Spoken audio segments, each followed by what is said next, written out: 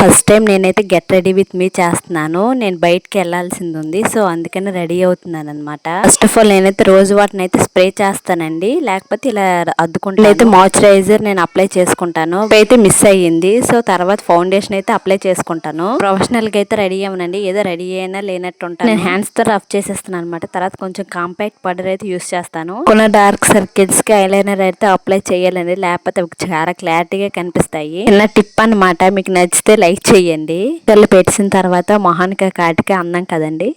White brown shade లోనైతే lipstick రాసినట్టే ఉండదు, so అది highlight అవ్వదంటే కొంచెం లిప్ లైనర్ అయితే రెడ్ వన్ అప్లై చేస్తాను. నెక్స్ట్ అయినా హెయిర్ స్టైల్ అండి, నాకు ఉన్నది ఒకే హెయిర్ స్టైల్, నాకు వచ్చింది కూడా అదే. ఒక పఫ్ పెట్టి స్క్రిప్ పెట్టియడమే, తర్వాత నేను అల్లుకుంటాను, ఎందుకంటే జుట్టు ఆరలేదు కాబట్టి. నేను బయటకు వెళ్తే చాలు మా అమ్మాయి నా గోల్డ్ ఆర్నమెంట్స్ అన్ని బయట పెట్టేస్తుంది, సో నాకు నచ్చలేదన్న విందు. సో వేసుకొని చూసాను, నాకు నచ్చలేక నేను పక్కన పెట్టేశాను. సార్ నా దగ్గర ఉన్న బ్లాక్ బీడ్స్ అయితే యూస్ చేస్తున్నాను. బ్లాక్ బీడ్స్ అయితే గోల్డ్ అయితే కాదని నేను మీషోలోనే 190 రూపీస్కే తీసుకున్న, చాలా చీప్ గా. మీకు కావాలంటే లింక్ డిస్క్రిప్షన్ లో పెడతాను, ఒకసారి చెక్అవుట్ చేసి. నెక్స్ట్ ఏమో స్టిక్కర్ నండి, దేనికైనా కాంప్రమైజ్ అవుతాను కానీ స్టిక్కర్ కి మాత్రం కాంప్రమైజ్ అని, ఎందుకంటే ఆ లుక్ అంతా మార్చేస్తుంది ఈ స్టిక్కర్. లాస్ట్ అండ్ ఫైనల్ కుంకుమ, ఇది లేకపోతే అసలు వేస్ట్ అనమాట. నేను ఎక్కడికి వెళ్తున్నా చెప్పలేక హనుమాన్ జయంతికి మా అత్త మేము పిలిచిందండి, మా అత్తారింటికి అయితే వెళ్తున్నాను. ట్రెడిషనల్ లుక్ లో ఫైనల్ లుక్ ఎలా ఉందో కామెంట్ చేయండి. Thank you for watching, bye.